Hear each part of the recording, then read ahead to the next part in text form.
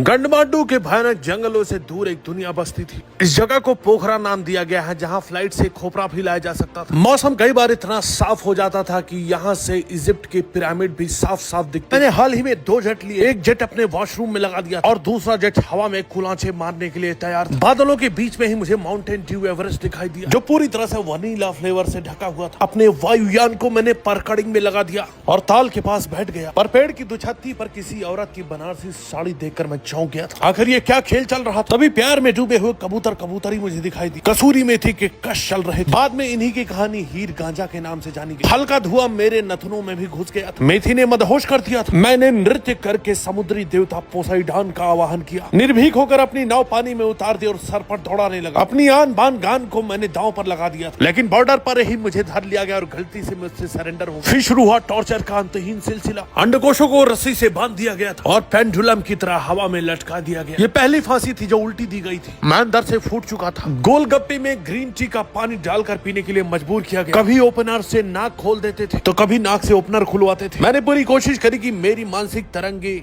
शहर से निकलकर जंगल के बीच में मेरे पालतू कुकुर मीर जाफर तक पहुंचे, पर मीर जाफर गद्दार निकला। इसने जंगल में बोटी बचाओ बोटी खिलाओ का नारा लगा रखा था। एक जगह पर जश्न होते देखकर मैं वहीं ठिठक गया। मैंने बोला, अच्छा इधर भी कोई कॉलेज बंद हुआ है क्या? उन्होंने बताया, हम बस न्यू ईयर ही सेलिब्रेट कर। लोगों की नजरों से छुपते छुपाते मैं उबटन एयरलाइन के कार्गो में घुस गया और रफू चक्कर हो गया।